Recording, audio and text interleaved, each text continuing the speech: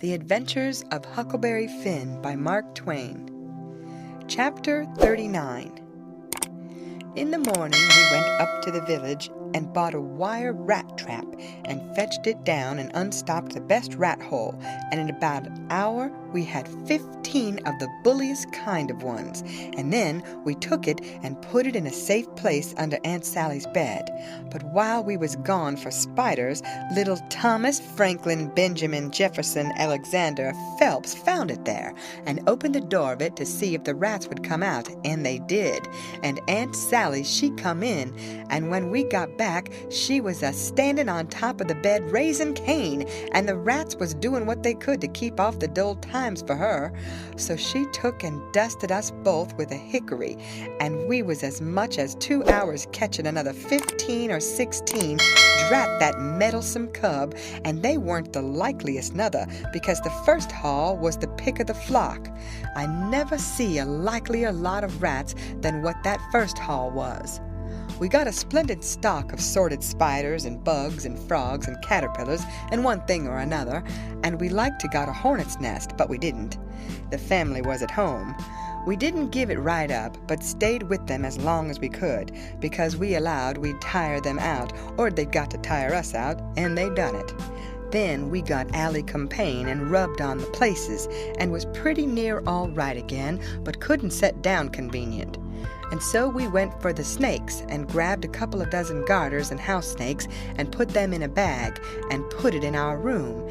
And by that time it was supper time and a rattling good honest day's work. And hungry? Oh no, I reckon not. And there weren't a blessed snake up there when we went back. We didn't half tie the sack, and they worked out somehow and left. But it didn't matter much, because they was still on the premises somewheres, so we judged we could get some of them again. No, there weren't no real scarcity of snakes about the house for a considerable spell. You'd see them dripping from the rafters and places every now and then, and they generally landed in your plate or down the back of your neck, and most of the time where you didn't want them. Well, they was handsome and striped, and there weren't no harm in a million of them, but that never made no difference to Aunt Sally. She despised snakes, be the breed what they might, and she couldn't stand them no way you could fix it, and every time one of them flopped down on her, it didn't make no difference what she was doing. She would just lay that work down and light out. I never see such a woman, and you could hear her whoop to Jericho. You couldn't get her to take a hold of one of them with the tongs, and if she turned over and found one in bed, she would scramble out and lift a howl that you would think the house was afire. She disturbed the old man so that he said he could most wish there hadn't ever been no snakes created. Why, after every last snake had been gone clear out of the house for as much as a week, Aunt Sally weren't over it yet. She weren't near over it. When she was settin' thinking about something, you could touch her on the back of her neck with a feather, and she would jump right out of her stockings. It was very curious. But Tom said all women was just so. He said they was made that way for some reason or other. We got a licking every time one of our snakes come in her way, and she allowed these lickings weren't nothing to what she would do if we ever loaded up the place again with them. I didn't mind the lickings, because they didn't amount to nothing, but I minded the trouble we had to lay in another lot. But we got them laid in, and all the other things, and you never see a cabin as blithesome as Jim's was when they'd all swarm out for music and go for him. Jim didn't like the spiders, and the spiders didn't like Jim. And so they'd lay for him and make it mighty warm for him. And he said that between the rats and the snakes and the grindstone, there weren't no room in bed for him. Scarcely. And when there was, a body couldn't sleep. It was so lively, and it was always lively, he said, because they never all slept at one time, but took turnabout. So when the snakes was asleep, the rats was on deck, and when the rats turned in, the snakes come on watch. So he always had one gang under him in his way, and the other gang having a circus over him. And if he got up to hunt a new place, the spiders would take a chance at him as he crossed over. He said if he ever got out this time, he wouldn't ever be a prisoner again, not for a salary. Well, by the end of 3 weeks, everything was in pretty good shape. The shirt was sent in early in a pie, and every time a rat bit Jim, he would get up and write a little in his journal whilst the ink was fresh. The pens was made, the inscriptions and so on was all carved on the grindstone. The bed leg was sawed in two, and we had et up the sawdust, and it give us a most amazing stomachache. We reckoned we was all going to die, but didn't.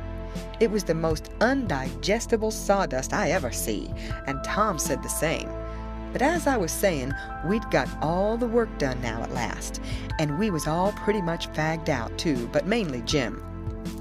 The old man had wrote a couple of times to the plantation below Orleans to come and get their runaway nigger, but hadn't got no answer, because there weren't no such plantation. So he allowed he would advertise Jim in the St. Louis and New Orleans papers. And when he mentioned the St. Louis ones, it give me the cold shivers, and I see we had no time to lose. So Tom said, "Now for the anonymous letters." "What's them?" I says. "Warnings to people that something is up.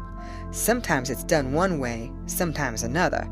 But there's always somebody spying around that gives notice to the governor of the castle.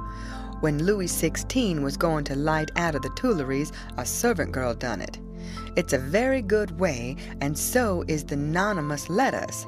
We'll use them both, and it's usual for the prisoner's mother to change clothes with him, and she stays in, and he slides out in her clothes. We'll do that too." "But looky here, Tom, what do we want to warn anybody for that something's up? Let them find it out for themselves. It's their lookout." "Yes, I know, but you can't depend on them. It's the way they've acted from the very start, left us to do everything. They're so confiding and mullet-headed, they don't take notice of nothing at all. So if we don't give them notice, there won't be nobody nor nothing to interfere with us. And so after all our hard work and trouble, this escape will go off perfectly flat. Won't amount to nothing, won't be nothing to it." "Well, as for me, Tom, that's the way I'd like." "Shucks," he says, and looked disgusted. So I says, "But I ain't going to make no complaint. Any way that suits you suits me. What you going to do about the servant girl?" "You'll be her. You slide in the middle of the night and hook that yaller girl's frock." "Why, Tom, that'll make trouble next morning, because of course she probably hain't got any but that one."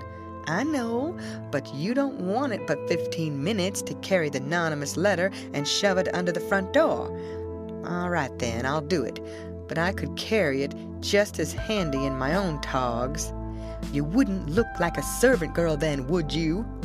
"No, but there won't be nobody to see what I look like anyway." "That ain't got nothing to do with it.